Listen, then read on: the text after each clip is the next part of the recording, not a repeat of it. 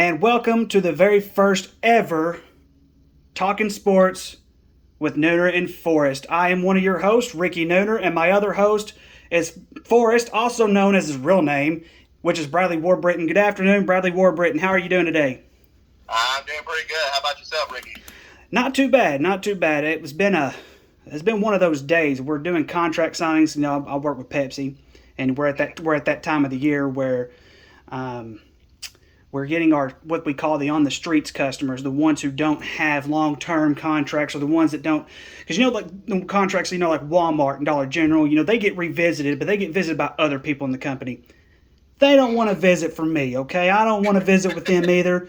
It's corporation stuff. I don't want to have to deal with all that stuff. Maybe one day Pepsi might make me one day, though. I don't know. So anyway, just to get us started and everything like that. So, Brad, let's see. Me and you met. What was it? 2006 when we met at Williams. Yes, 2006. And so we've been friends ever since. I wish I could say that we see each other quite often, but that's actually the total opposite. We see each other maybe once every other year if we're lucky, and that's okay. Exactly. You're all the way down there in Texarkana, and I'm in Central Arkansas, which isn't too far of a drive. But you know what they say: life is life, and life gets busy. And when you have a wife and a kid, and in your case, 2 kids, it just really gets busy. I mean, it's just all there is to it. Yes, sir. And always when we do see each other, it's always fun because it seems like we leave off. It's like a conversation we just left off that we had earlier.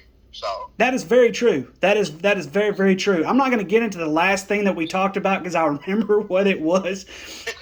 But we're not going to get it. We're not going to get there. Maybe after this, after this first show is over with or anything like that. Maybe. So yes. Now Forrest got his name. Who gave you that nickname? Was it Aaron Hall that gave you that nickname? Aaron Hall. Yep, Aaron Hall. I try to find that dude on Facebook. I think he fell off the face of the earth somewhere. I have not heard from him. I have not seen him since freshman year. But your first roommate. Yes, he was. He was my first roommate, and then of course, after the first semester, I see, who did I room with myself? Was it Joseph Davis? Yes, it was Joseph Davis. Now he's still around. I think he's happily married with a couple of kids. And then you roomed with him that second semester, if I'm not mistaken. And then I think you and I were roommates at one point. So I mean, yeah, I've been roommate. Oh my gosh, I think I see you, and then there was I had Jason Pate was first, and then it was you. And then you left, and then of course they opened up those new dorms, which I wasn't actually supposed to live in, but it was Chuck Pingle. He didn't care. So anyway, just a little bit of background about me and Forrest, guys. So like I said, we've been friends for a long time. We talked sports for a long time. We've been wanting to do this forever. We even we've kind of flirted with the idea of getting on the radio, many years ago. It didn't work out. Let's see. I think Forrest you ended up going to a college in Memphis. And then we just kind of, and so now we're just kind of getting back together and, say, look, had an idea and saying, let's get this thing going. Because that's the one thing we've always wanted to do is just get this thing going. And so hopefully all you that are listening out too, hopefully you will get some good sports knowledge. Hopefully you'll be a little bit entertained. And like I said, we're just going to have fun, Brad. I mean, that's all that is. We're going to have a lot of fun. Well, I think when we talk, of course, we're going to have some disagreements and everything else, but here's the thing. We always have fun talking sports, and I think we respect each other's opinion and the knowledge that we do have, even though we might come from different perspectives sometimes. Absolutely. I mean, you look at the government these days. They can't disagree with it. Heaven forbid anybody disagrees in the government, but we're not the government. Well, I work for the government, so there you go. That is true. I did not even think about that. You do work for the... Yeah, that's right. You were in the prison system. I keep forgetting that. How does it... Seriously, though, how does that work, though? But, you're a chaplain at a prison. Where's... Is it in Texarkana? Yes, it is in Texarkana. How does that work since you're a chaplain? Because usually they separate church and state. Do they separate church and state for you? Well, it is still separated. I mean, of course, you can't enforce religion on them, but the chaplain's there for them in case if they are having spiritual needs or if they want to have prayer or go to church services. But also, too, I am also there for the other guys who practice other religions who may, who may want to have resources available to them or recruit volunteers for that. So basically, it separates where we can't enforce it on them. But if they come to me about it, they are freely able to come to me and talk religion and whatnot. So it's almost like the public school teachers, except it's religion. Yeah, exactly. Okay, that makes a lot of sense. Well, Brad, let's get into this, man. Let's do this, man. We've been wanting to do this for a very long time. Obviously, we've got a lot ahead for you guys today here at the show. Obviously, we're going to recap Arkansas and Ole Miss. Of course, also we're going to preview the Auburn game that's coming up. Very big homecoming game that's going to be as well. Definitely going to get into a little bit of what's going on down in the LSU world. We've got some predictions for the games.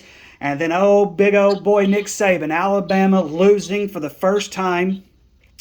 Let's see, what was that, a 20-game streak that came to an end, Brad? I can't remember off the top of my head. It was 19, but here's some other streaks that came to an end during that time. He was like 24, I think it was 24-0 against his former assistants. And they had won 100 straight games against unranked opponents until Texas A&M beat them. That's a good statistic. Yes, I did hear that statistic as well, and that's big. But we'll get to Alabama and all that here in a little bit, Brad. We got to recap this Arkansas Ole Miss game. This game was chaotic.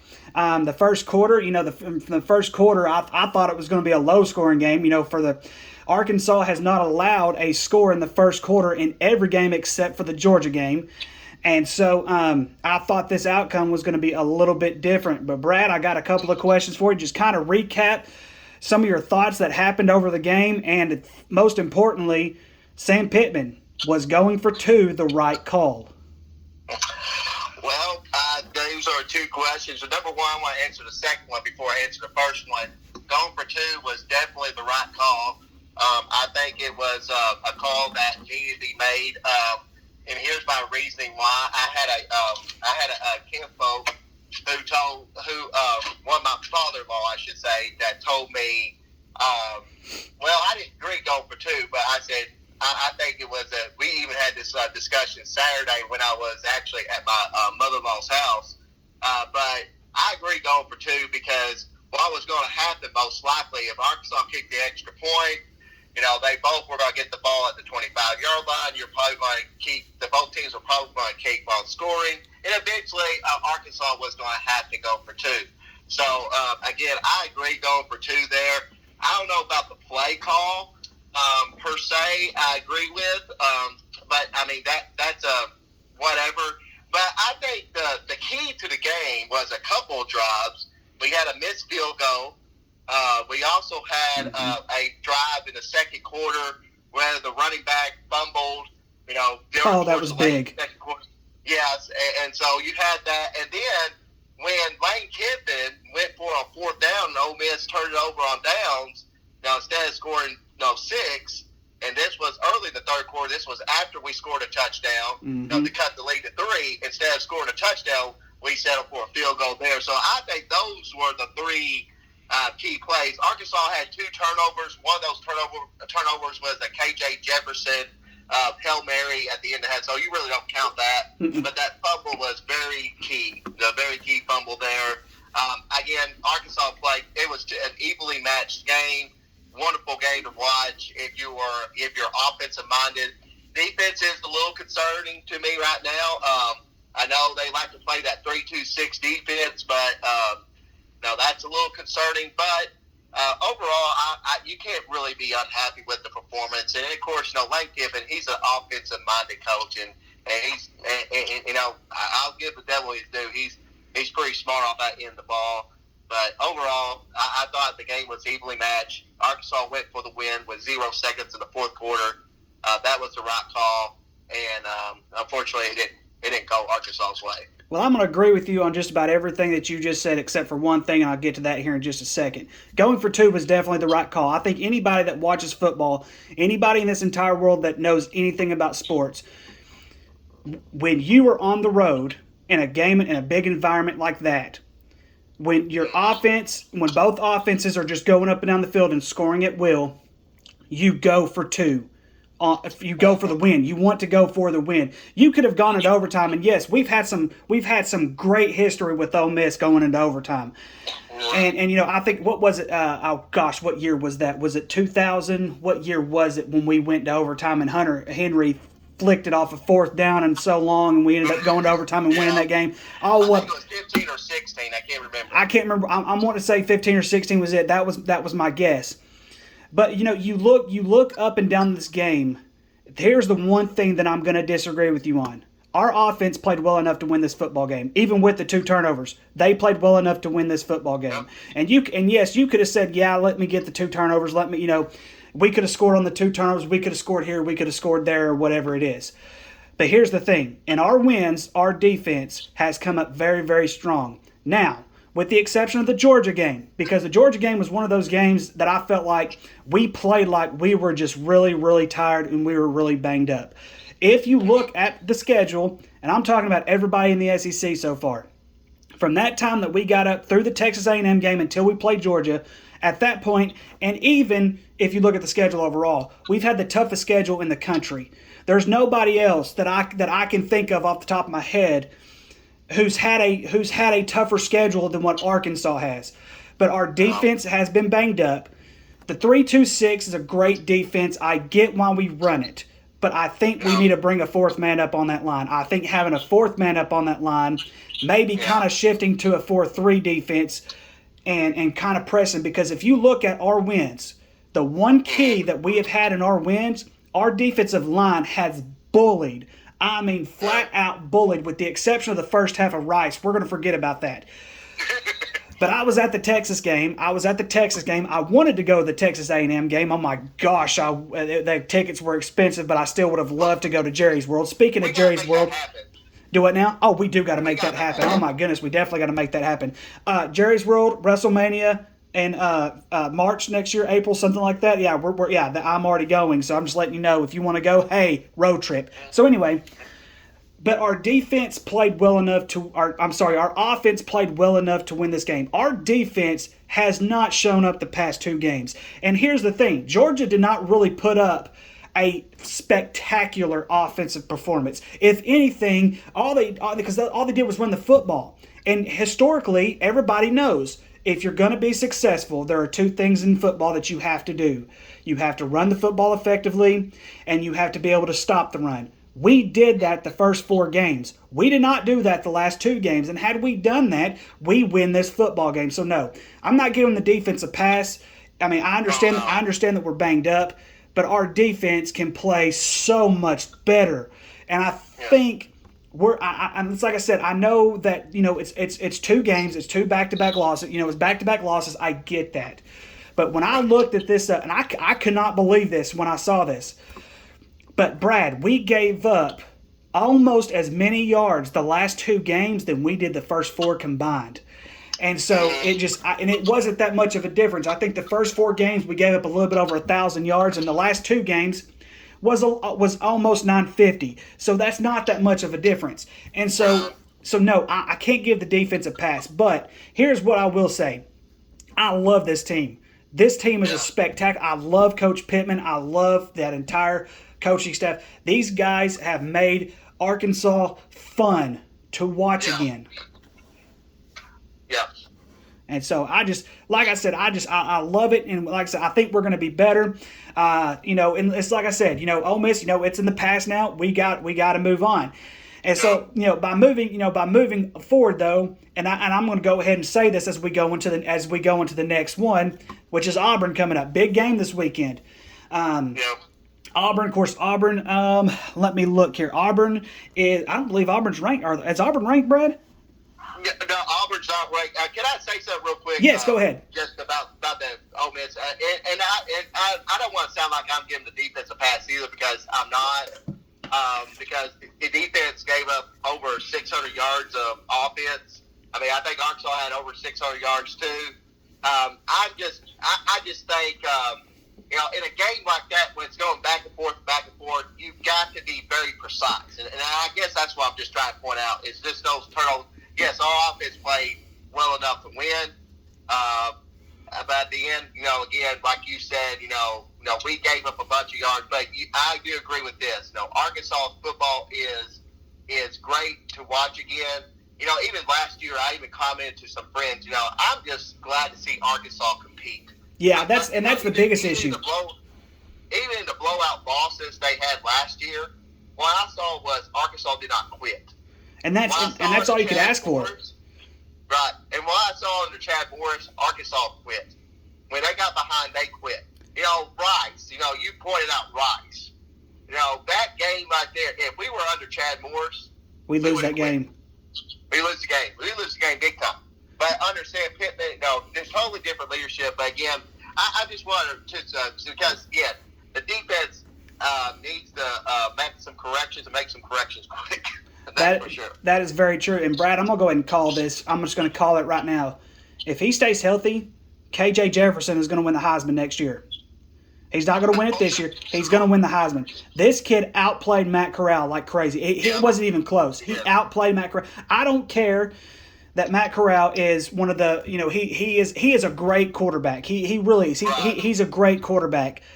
But I think KJ outplayed him a little bit. I don't care how many more plays Arkansas ran. I don't care how many more yards Arkansas had. KJ Jefferson, that boy is a hoss. He does not quit. But let's go ahead, Brad. We need to move on.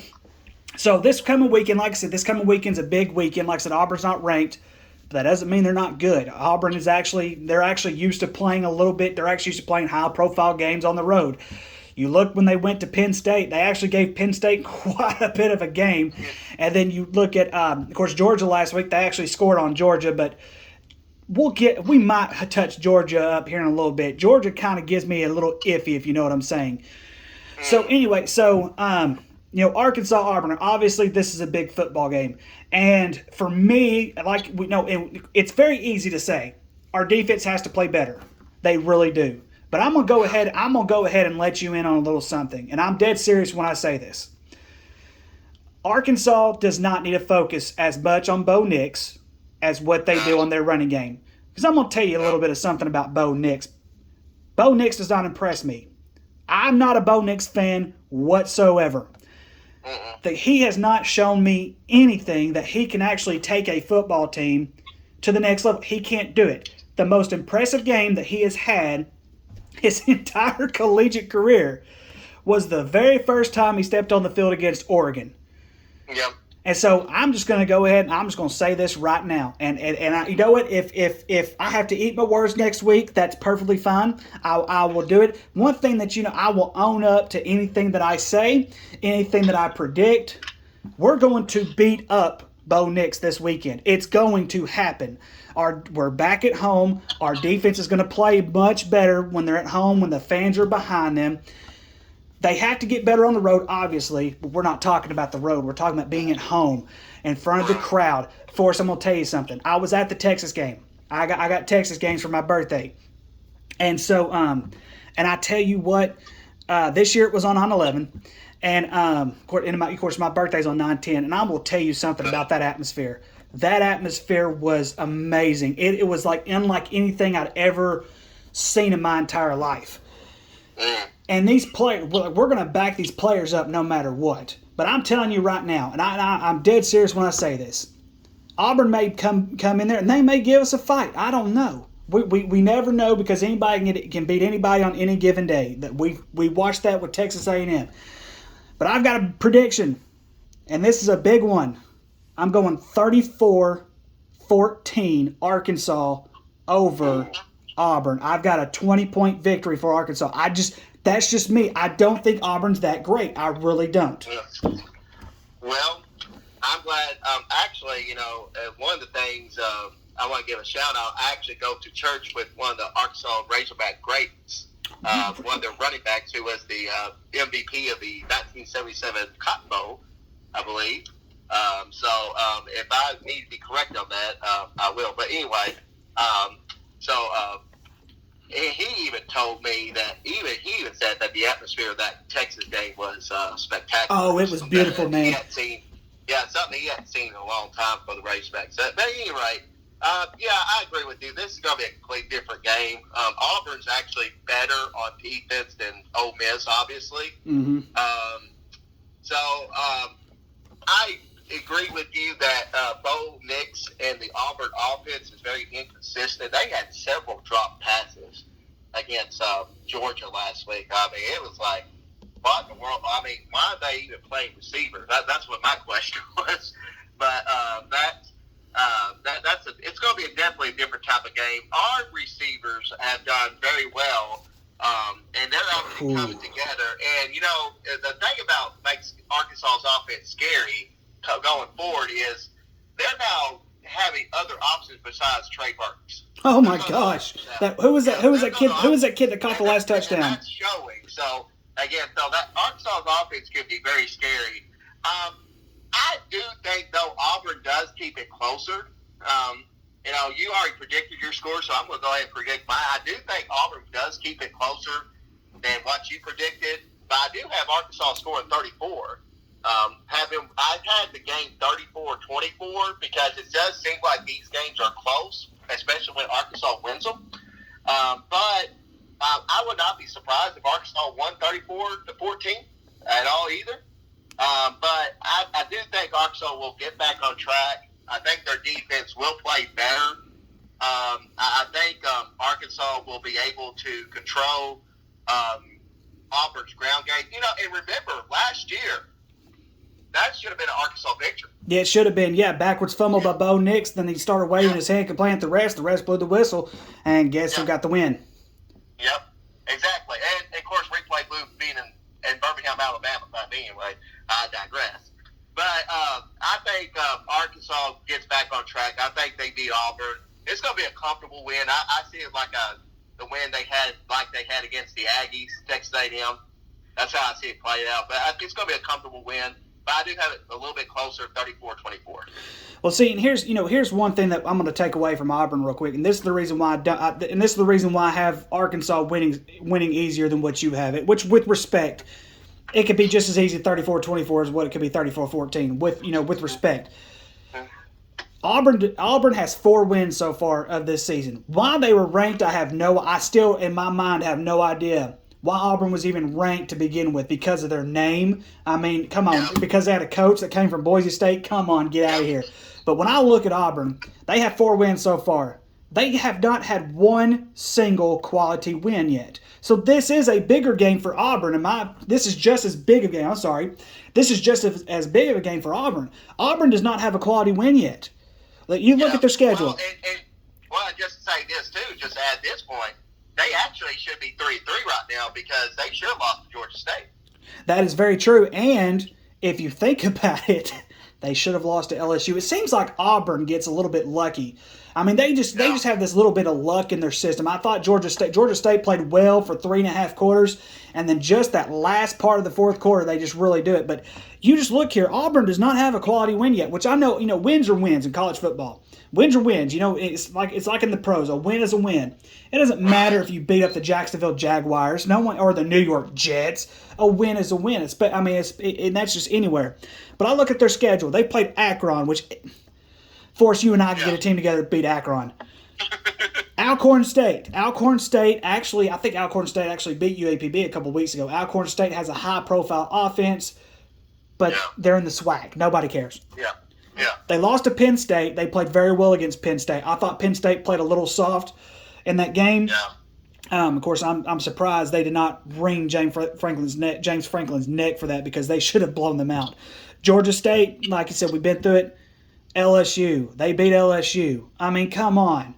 LSU's not that good. Everybody knows that. But, I mean, it just, like I said, they don't have a quality win yet. So this is a big game for both of us. And if you look at their schedule ahead, they have Ole Miss coming up next week. That's a loss. Yeah. They have Texas A&M coming up. We don't know what Texas A&M is going to do afterwards, but that could be a loss. And so, I mean, this is going to be a big game for Auburn. So I could see why, in your opinion, it would be a closer game. I just think Arkansas is the better team. I think Arkansas needs a statement game, and if they want to do it, they need to blow them out just like they did against Texas. Yeah, I agree 100%. And in that Georgia State game, Georgia State Auburn had that late quarter drive. I think Bo Finley was actually the quarterback. He threw the ball, and it was incomplete. And replay ruled that it was a complete pass. And it should should have been incomplete, and Georgia State should have won. Yeah. Like I said, So anyway. Luck happens on Auburn's side. But thank God Gus Malzahn does not coach them anymore, because I get to no matter where Gus Malzahn is, I'm going to root against him. All right. Yeah. So, Alabama, Texas A&M. Alabama losing. Like I said, we mentioned we mentioned everything that happened. The 100-game streak against unranked opponents. Nick Saban has tried to tell us, it seems like for the last few weeks, that this Alabama team is not as good. He's tried throwing hints out there. You know what I'm saying? He's just been trying to throw hints out there. This team is not as good as what they have had in the past. So, Brad, I'm just going to ask your thoughts on the Bama Texas A&M game. Well, first of all, I got some Texas A&M fans at work, and I actually told them on Wednesday when I went back to work. I said, I don't know if y'all should be, mad that Texas A&M beat Alabama because of how y'all played the last 2 weeks or last two games, or y'all actually should be excited because I think this shows right here that Texas A&M does have some talent, and I really do believe they've had the talent to be a top tier team, but unfortunately they haven't played that way. And of course, they are playing with a second string quarterback, but. The thing about beating Alabama is this. You got to have spectacular quarterback play. Mm-hmm. And the quarterback for Texas A&M, he was 21 for 31. He only missed 10 passes. And I think there was a 1 point in the game. He was like 14 for 15, and the one pass he missed was an interception. How many of those 10, do you know how many of those 10 were drop passes, though? They dropped. Oh, gosh, yeah. They dropped a few of them. Oh, yeah, absolutely. And then, of course, the game was really on Alabama. I mean, that's all right, because Alabama blocks a punt, then A&M turns around, scores on a kick return. I mean, and then you had Alabama at their goal line. The first time they're at the goal line, or one of the times they were at the goal line, they're at the 2-yard line, they throw an interception. And then there was another drive they had, instead of running the ball, they threw 3 straight times. Again, not Bama-like. If you think of Nick Saban teams, you think of them running the football, being physical. And you just didn't see any of that. But as far as Bama, I think they're going to be okay. I think Nick Saban sometimes, he has his psychology, how he gets the team motivated, fired up. I think they're going to be okay. I think this is going to be a wake-up call for them because I think Nick Saban's really been trying to get through his team. Hey, we got to play each play because Nick Saban. Nick Saban's about the process, and he's always about don't look at the scoreboard. Just do your role, do your job. He comes from that Bill Belichick mindset. Just do your job. He's a little bit more outgoing. He's a little bit more outgoing than Bill Belichick, though. But Yeah. But anyway, so I do think Bama will be motivated about this, and that will signify probably bad news for Arkansas, unfortunately. But I mean, again, we'll get to that a little bit later. But one thing about Saban, how many times he has lost back-to-back games in 13 and a half years? How many times, Ricky? You want to know? I'm trying to remember. I'm wanting to say there was once, but he would have lost one. I remember, I think it was in 2014. They came to Arkansas. They had just lost to Ole Miss, and we lost 14-13 that game. They were there. That was going to be a back-to-back loss. He has lost back-to-back games. Oh, go ahead. You're going ahead. Finish. I'm going to say at least twice, but don't hold me to that. I'm not sure. It is twice. The first time he did that was his second year when they lost to Florida to the SEC championship game. They lost to Utah in the Sugar Bowl. Mm-hmm. And then in 2019 when he lost to LSU and then lost to Auburn. Goodness gracious. I think that's twice. Well, I mean, yes. And I think, one thing that we have, we say all these things, oh my gosh, the streaks have come to an end, things like that. Yeah. Nick Saban, at the end of the day, it does not matter. Nick Saban could go 0-15 next season, 0-12, whatever it is, not even make a bowl game. He's still going to be the greatest college football coach that's ever coached. The dude, There's a statue of him. I mean, the dude, he is just so. I don't know what word I could put when it comes to Nick Saban. There is one thing I can definitely tell you, is I am a diehard Razorback fan. I can name a lot of coaches that we've had in the past. I can't name any of them that were as good. Maybe Lou Holtz at one point could have been as good as Nick Saban, but he was never. He flip-flopped a little bit too much for me. Yeah. But when it comes to big names in college football, you have Nick Saban, who had just, of course, that whole Bear Bryant thing, which Bear Bryant was a terrific football coach, has many connections with many in Arkansas. Some that I did not know that he had connections with up until, the past few years. Yeah. Oh, yeah. It does not matter what he does. He's done everything you can do just about in college football. And so, but like I said earlier, he's been trying to give us hints. Because, all the media, and then, the media is just always poised without it. They're always, Alabama is great this, Alabama is great that. Nobody can beat Alabama. I heard, during the, even preseason, and of course, I wish we'd have done this, at week 1. But I'm just going to tell you something. I'm going to tell you something that people would have called me crazy at the beginning of the year for saying. And I said this, I knew Alabama was going to be very, very talented. But this is not an Alabama team that is they're not built to go undefeated. There are many gaps that they miss from last year. When you lose a quarterback like Mac Jones, and I don't care who replaces Mac Jones, when you lose a quarterback like him, things are going to change. When you lose a running back like Najee Harris, things are going to change. And we are kind of seeing that little transition just a little bit because last year, Alabama's offense was so great last year, their defense really didn't have to show up at half the time. That's not like that this year. Their defense is going to have to show up. Just like Arkansas's defense is going to have to show up. Alabama's defense is going to have to show up. I had Bama losing 2 games this year. At the beginning of the season, before we even started the show, before we did this, I had Alabama losing 2 games this season. I didn't think Texas A&M was going to be one of them. I didn't circle Arkansas to beat them, obviously, but I had them losing to Georgia in the SEC championship game, and I had them losing to Florida. I thought Florida was going to beat them. I thought Florida had the talent to beat, and they actually did have the talent to beat them. Had they not let the first quarter go so much, it would, we might see a 2-loss Alabama team right here, which make things even more interesting than what it is. But I'm going to tell you one thing. And of course, we talk a lot about Nick Saban. Well, we got to give Texas A&M and Jimbo Fisher. We got to give them a lot of credit. Because here's the thing. It's like I was trying to say earlier.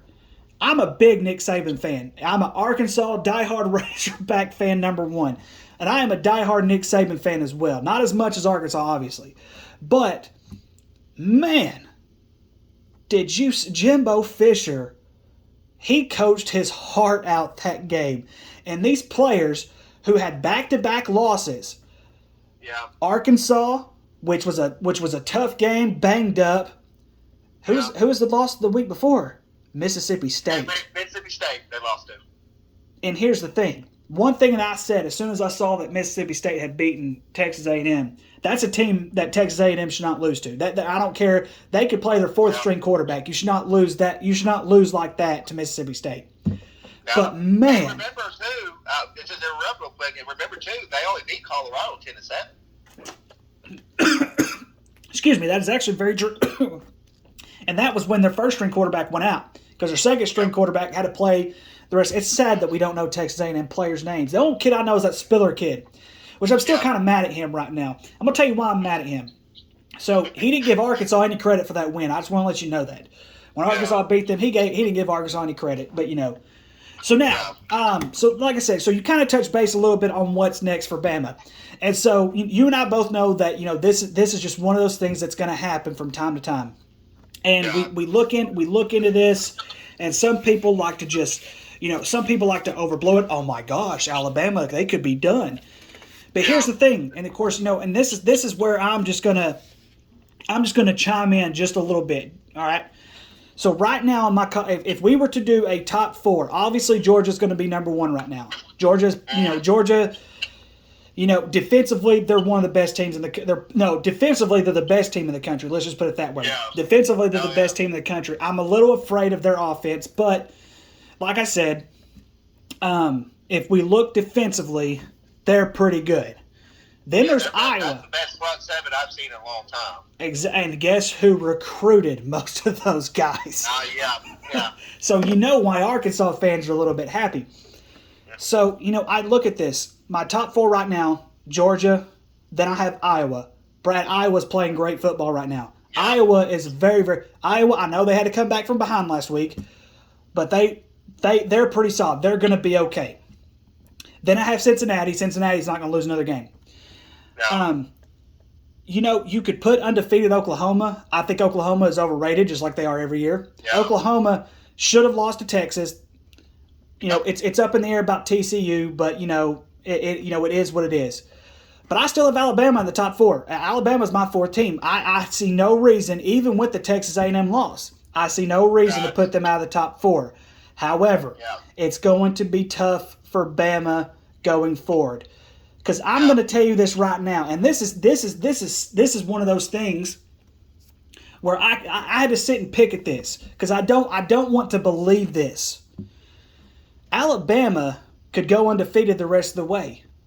They could beat Georgia and still miss the playoffs, and I'm going to tell you how.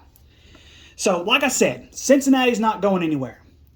Iowa, I haven't looked at Iowa's full schedule. I don't think they have to run into Ohio State until the championship game. But here's the thing. You have 3 Big Ten teams. I'm sorry, you have 5 Big Ten teams right now in the top 10. Iowa, Penn State, Michigan, Michigan State, and Ohio State. Now, I believe Michigan State, Michigan, and Ohio State, they still all have to play each other.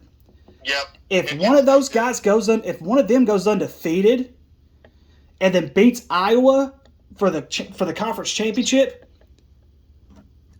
who do you take? Do you take 2 Big Ten teams? Do you take an Iowa team who has quality wins? Because let me just go ahead and point this out real quick. Alabama's scheduled the rest of the way. They play Mississippi State this weekend. That's going to be a win. Yeah. They play it's at Mississippi State. They should win that game. They play at home against Tennessee. Could be a trap game, but I think Bama's still going to come up with the win. They play LSU at home. New Mexico State. That's a give me game. They play Arkansas, and then they play at Auburn. Yeah. So here's the thing. What I'm looking at right now, they have 2 quality wins right now. Florida and Ole Miss. That's it. Yeah. That's it. So if you're the committee, and Georgia's only loss is going to be at the end of the season, they go undefeated in the SEC. They go undefeated in the SEC East. They beat everybody that Bama's beaten.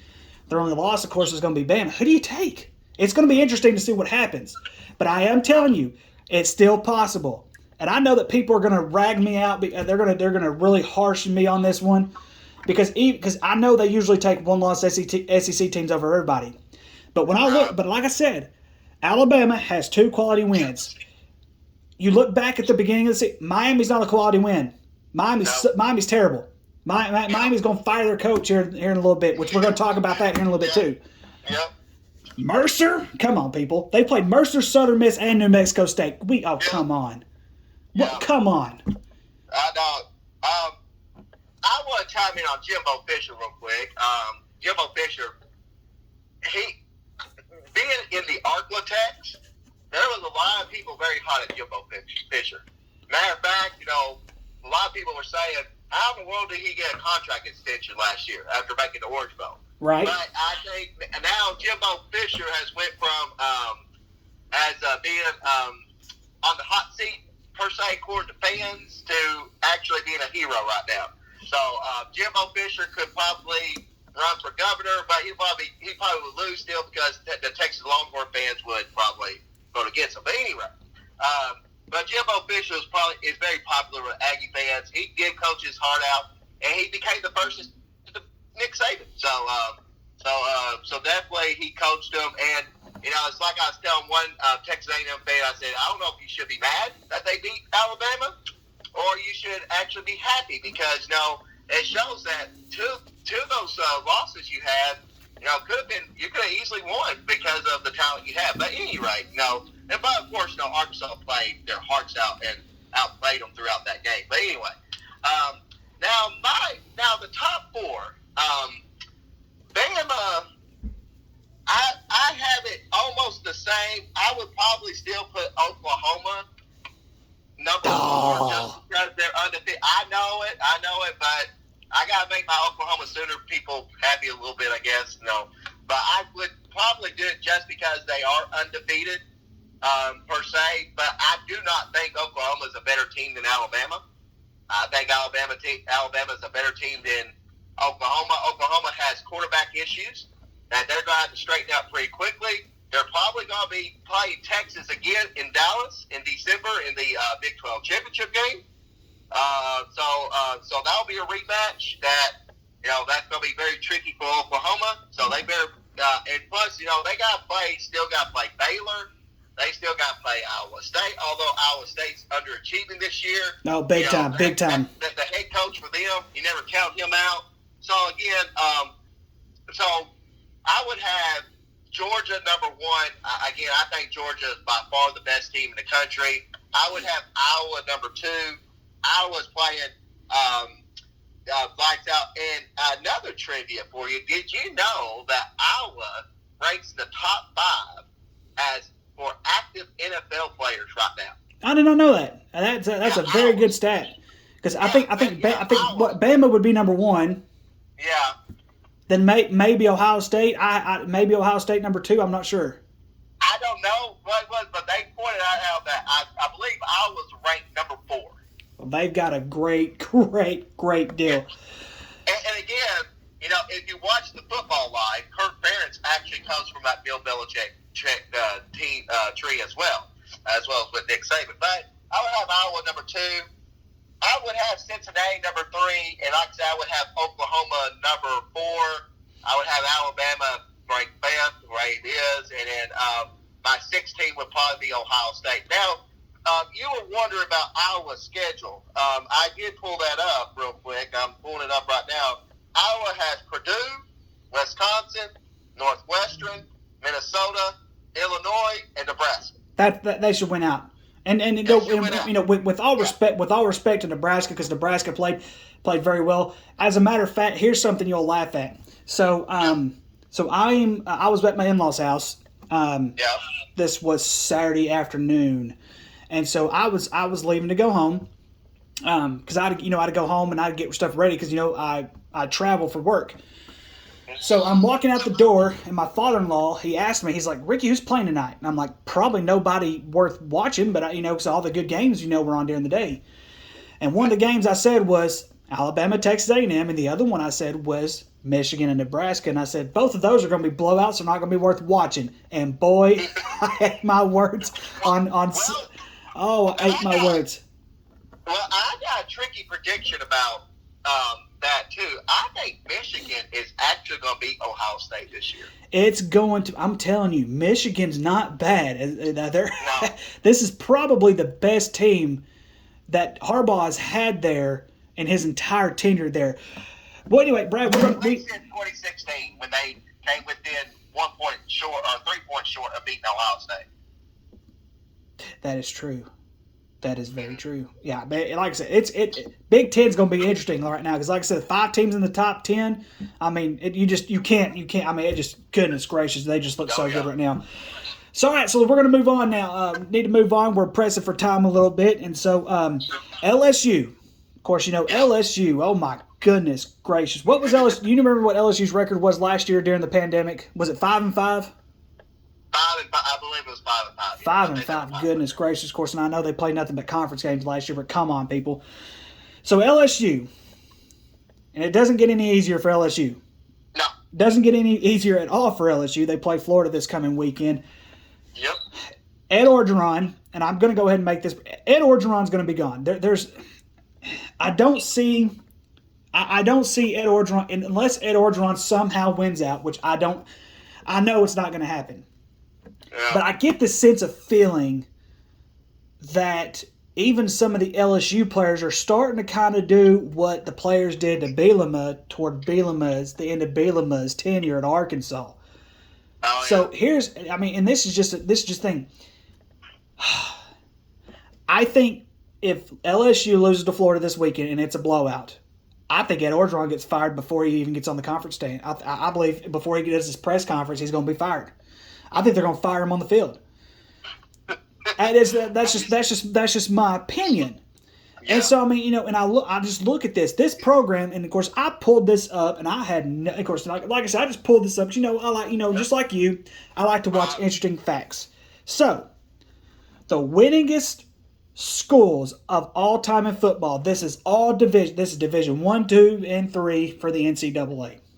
Do you know where LSU ranks as winningest football programs of all time? They would be top 15, I would suppose. You're close. They're number 16. They're number 16. That's interesting. Yeah. They're number 16. The only SEC, there are 1, 2, 3 SEC schools that are above them. Georgia being one of them, Alabama being the other. Alabama is number 2. Yeah. Tennessee is above them. That was kind of but then again, Tennessee has a rich tradition just like LSU does. Do you know who number 1 is? Number 1 in the SEC? No. Overall. Winningest college football program of all time. It's either Michigan or Notre Dame. It's Michigan. Notre Dame's number 5. So anyway, I look at this because here is the very interesting thing that's going to happen because college football is always it's always turning. It's always going one way. And it's almost like we're going to have this huge rotation. So I'm going to give you a couple of things here, Brad, and I'm dead serious. We need to really think about this. So. We know USC's coaching job is going to be open. That's a guarantee. LSU's coaching job, it's definitely going to be open. There's no doubt about it. Yeah. Miami's job, the job of Miami, and as bad as Miami is, for some stupid reason, it's still an attractive job, and I don't understand it. They're not even on this list that I made. Miami. Oh, by the way, Arkansas ranks 32nd as winningest programs. I just want to let you guys know that. So anyway, with that being said, I'm going to give you some names here. Lane Kiffin, James Franklin, Lincoln Riley. Yeah. This is a long shot, but I'm going to say Gus Malzahn. Barry Odom. I've heard Gus Malzahn rumor. Barry Odom. Yeah. Kellen Moore. That's an interesting one. And then of course, you can't forget the coach we've been talking about, Jimbo Fisher. Yep. Those are a list of coaches that could potentially replace Ed Orgeron down in LSU. So, I'm going to ask you, what makes the most sense? Who would you hire out of this bunch? Well, I want to share some things real quick. Since LSU's won the national title, LSU is 8-8. They're 3-3 this year, 5-5 last year. Guess how big of an underdog LSU is against Florida Saturday? 11 and a half. 11.5. Yeah, 11.5. You better do you've done your homework. I have done my homework, sir. And Be like Dr. Kenneth starting up. Listen, do your homework. All right, keep going. Ed Orgeron, after Saturday's loss to Kentucky. Now, remember, Kentucky's running back leads the SEC in rushing. He averages over 100 yards a game. He was quoted by saying he was surprised by Kentucky's running game. He was surprised by Kentucky's running game. That was Ed Orgeron's quote. And so, I do believe Ed Orgeron is toast. I mean, having LSU fans down here, they're a very prideful bunch. They take great pride in their football program. His buyout is $17 million. I believe LSU, the boosters, could come up with that easily. And so, if you count assistants and stuff, you're probably looking around $30 million. Which that seems, oh my goodness, that's big numbers. for LSU, I think that's chunk change for them. And you would think you would have to fire Ed Orgeron before the recruiting period, early signing days in December. So you would want to at least have an idea of who your next head coach will be by then. Well, I don't think he's going to last. I honestly don't think. I mean, I could be wrong about him being fired on the field. I don't see him lasting past Sunday if he loses to Florida, especially if it's a blowout. If it's a blowout, he's done. Well, here's the thing. He has Florida next. He has Ole Miss. Excuse me. The Ole Miss is a huge rivalry game for LSU, and then there's a bye week before Alabama. And my thinking is, it could be a similar situation. What Arkansas did when they fired Chad Morris is fire him during the bye week. That could be true. And you could possibly see on November 13th. Oh, by the way, my birthday. Happy birthday, Arkansas!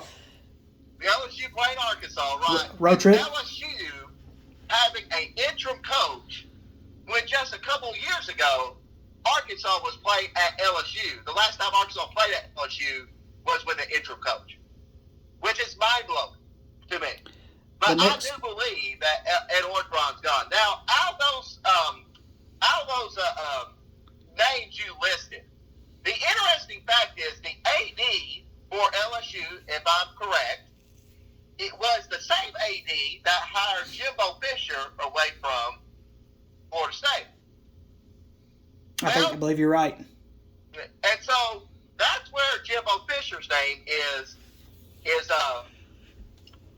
floating around. Now, the problem is you're going to have to pay this huge buyout, and plus with assistance for Ed Orgeron and them. And, oh, by the way, if you decide to hire Jimbo Fisher, you're probably going to have to help him with his buyout with Texas A&M. He doesn't have a buyout. I don't think he has a buyout. His buyout's around $20 million. I'd have to look that up. I didn't think he had a buyout. I didn't think it was. If it was, I don't think it was that much. Well, I mean, I could be wrong. I know he gets paid a heck of a lot of money. I know that much. So I think Jimbo Fisher probably would be out of if the buyout is a large sum of money. I think he would be out. Now, if it's a small sum, yeah, I think they go after him. Well, here's my Go ahead. No, what I was go ahead and finish. Go ahead and finish what you were going to say. What I'm going to say is if it's a large buyout. Now, Gus, I think would be really tempted to come back to LSU if it's offered to him, because I think he had some sour grapes about how it ended at Auburn.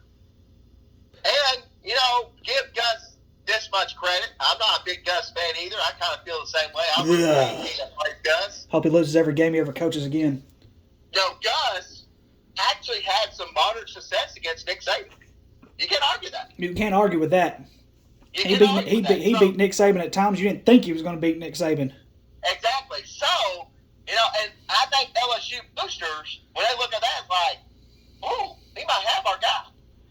So, but I'm not saying Gus would be the guy. Lane Kiffin, I think Lane Kiffin could possibly go back to USC. There's a huge possibility, and I was going to mention that. As well. I think Lane Kiffin would probably go to USC over LSU. Just my personal opinion. And why not? And Miami being a big job is because it's Miami. You're in Miami. That's the reason why it makes a hot spot. Now, I think prestige, and we can discuss this later on when we talk about coaching, carousel, whatever. But I think Miami is not the job like it used to be. But they'll track somebody because it being in Miami and in the state of Florida. But anyway, here's if I had to choose out of those names, I would probably say they're probably going to go after Jimbo Fisher. I think Gus is going to be in the mix as well. And I think this is the game. I think this is a job that Gus would take. What was the other coaches' names you mentioned? James Franklin, Lincoln Riley, Barry Odom, and Kellen Moore.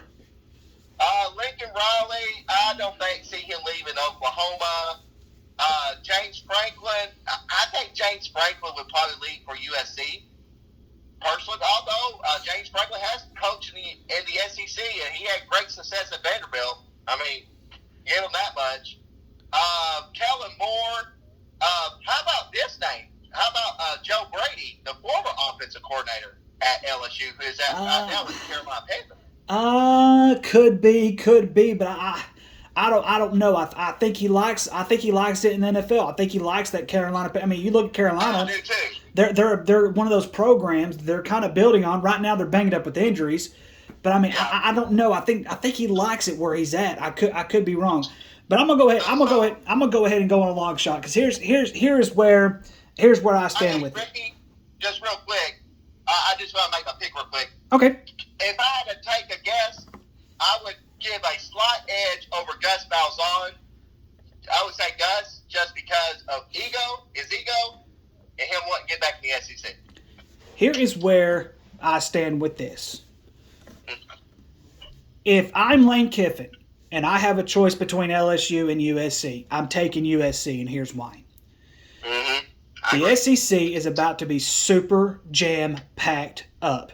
Yeah. Adding Texas and Oklahoma, which in my opinion, I know we're going to talk about this, later on down the road, obviously. In my opinion, I think the SEC made a mistake by adding them. Yeah. I know that could be an unpopular opinion. But I don't disagree with that. But here is the thing. You are going to have a better chance of being the guy if you're at USC compared to what you are over here. Yeah. Here's why Jimbo Fisher doesn't make any sense to me. Nick Saban is going to eventually retire. He is going to eventually. I don't see him coaching another 5 years. That's just my opinion. I could be wrong. But I think within the next 5 years, he could be out. I think Jimbo's going to want to be open for that job. You're not going to want to go to LSU on that. You don't think Dabo Swinney's going to take the... Dabo Swinney's... I don't... that's... you make a good point. I mean, I kind of left on the back burner, but at the same time, you kind of want to try to establish yourself in the SEC. If you want to have a job like Alabama, you have to establish yourself you have to establish yourself at a big time school. That's where Jimbo Fisher comes in. Now, Jimbo Fisher is getting on up there in age, so he may not even be a candidate. But regardless, to me, Jimbo wouldn't make any sense. I look at James Franklin. James Franklin, if I had to name the top 3 head coaches in college football right now, somewhere along that line, James Franklin is one of those. James Franklin took a Penn State program that was absolute garbage, that had gone to the garbage because of all that crap that happened, and has really turned Penn State football, back to at least a decent football program. They are still. Any coach will tell you the top 2 jobs in the entire world that anybody would want to coach in college: Notre Dame and Penn State. James Franklin has done a terrific job there, regardless of the whole whether the injuries were fake this past weekend or not. But at the same time, you look at it, and of course everybody was dogging him last year. What people don't realize about last year is over half his team decided they were not going to play because of COVID. So when I look at that, I look at James Franklin. I could see him going to USC, or USC, not UFC. I'm sorry. I could see him going to USC, which would mean Penn State would be wide open if he did go to USC. So Lane Kiffin could be seeing 2 different big-time jobs come up ahead this year. I look at Gus Malzahn. If we were just go by this list, I'm going to completely 100% agree with you. And I'm going to say Gus Malzahn. Yeah. Even though his tenure at Auburn, but here's the thing. Auburn is not LSU. You're not going to get the recruits at Auburn that you do at LSU. LSU, I guarantee you, has way more talent right now in the NFL than what Auburn does. Guarantee. I don't have to look at the stats, and I can tell you that. I think you're correct. I know they're top 10 for sure as active NFL. I could see Barry Odom going to Miami, though. I could see that. Kellen Moore's he's an offensive coordinator in the NFL. He's the offensive coordinator for the Dallas Cowboys. Yeah, I think he stays in the NFL. I think he stays there. But here's the thing.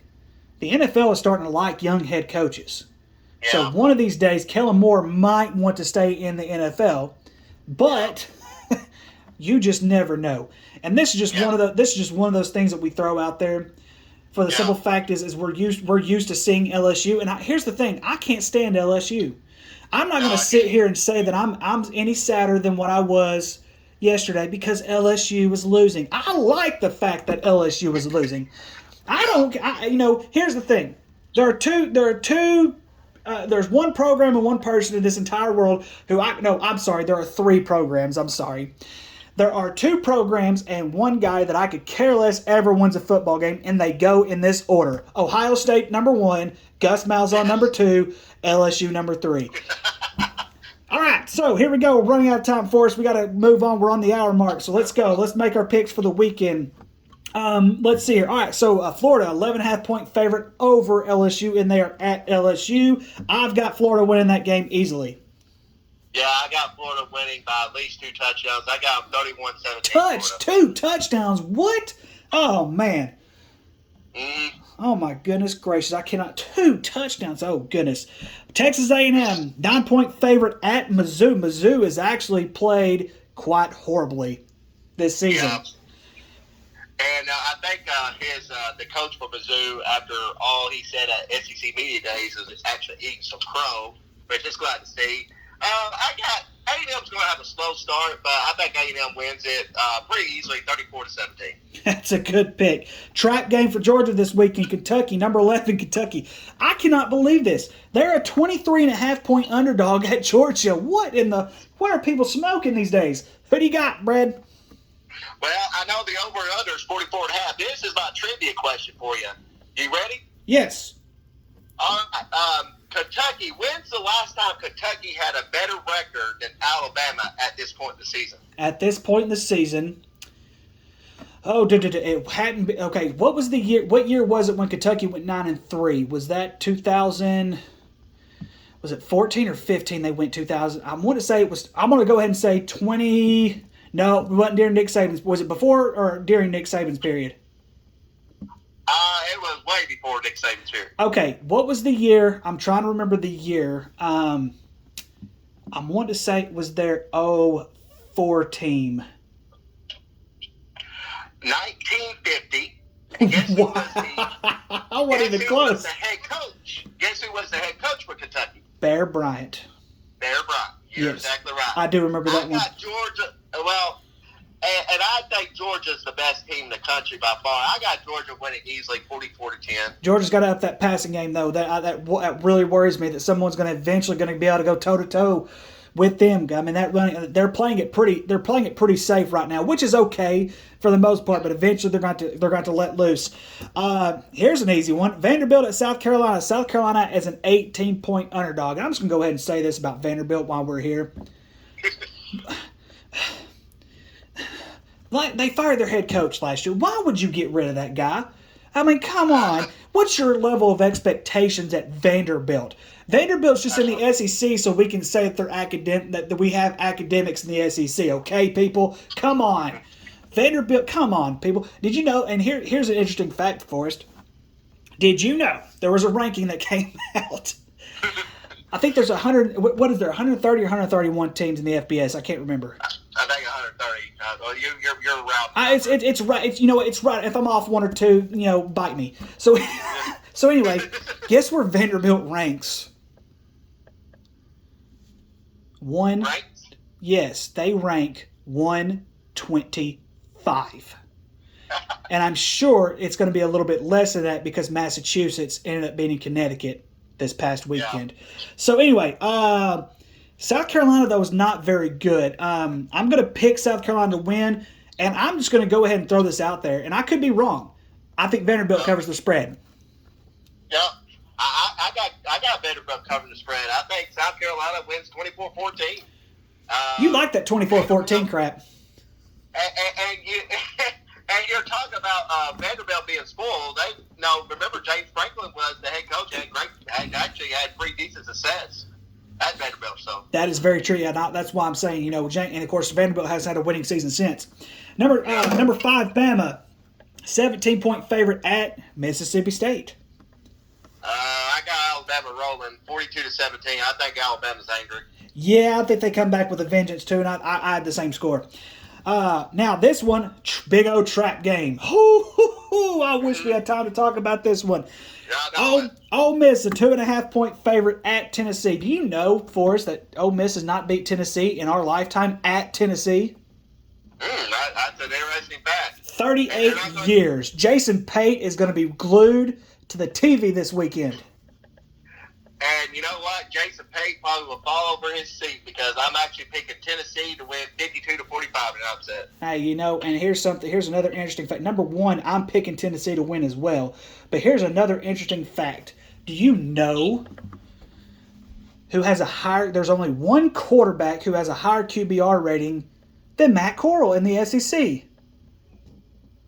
It's the Tennessee quarterback. That's the Tennessee quarterback. I can't remember, Herndon Hooker or something like that's his name. Hooker's his name or something like that. So anyway, me and you've got to have it. We had the same exact picks. Auburn at Arkansas. Arkansas is a 4.5-point favorite. I've got Arkansas. Yeah, I got Arkansas too. I think we discussed this earlier.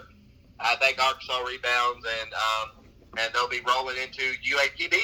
Okay, real quick. I got two surprises for you. You ready for this one? Okay. Forest City travels to your boys Paragould at Paragould. Paragould shut them out last year, but Paragould, oh my gosh, Paragould's terrible. They're even worse than what they were last year. That's how terrible they are. Anyway, Forest City has a 1-point favorite. Who you got? I want to take Paragould because I think Forest City is also winless this year as well. They have won. They've won one game. They beat West Helena, but they're winless too. Yeah, I'm going to pick Paragould to win. And I'll pick they'll win 35 to 24. Okay, I like that. Last one, your other rivals down there in Paragould, Greene County Tech. Greene County Tech has been a little bit on the uprise the past couple of years. I see them kind of trending that way, but they just got to find one to win. They're a 7-point underdog at Nettleton this week. I think Nettleton will beat Greene County Tech. I think Nettleton, if I'm not mistaken, is either first or second in the 5A East, though. I got Nettleton. Yeah, something like that. I think Wynn's number one. Of course, some of the ones the 5A East, they've kind of changed the conference up just a little bit. Right. So that's just it. Yeah, that was your deal. And we're not going to talk about Bauxite right now. Bauxite, yeah, I'm a little mad about Bauxite right now. We have to do a podcast about this, about Texas football. Pleasant Grove, who I am with, my daughter goes to school with. Of course, they won the Texas State Championship 2017-2019. This year are rebuilding and actually is starting a freshman quarterback this year. Wow, you talk about a rebuild. Goodness gracious. Well, that's all the time that we've got. We actually went a little bit over time, but that's okay. Brad, you got anything else you want to say? Well, I really enjoyed reconnecting with you again, Ricky, and I'm looking forward to doing this on a weekly basis. Yes, sir. We're going to be back next week. Don't turn off the TV. Watch all the football games. There's going to be plenty of great football games that's coming up this weekend, and we will talk to you next time.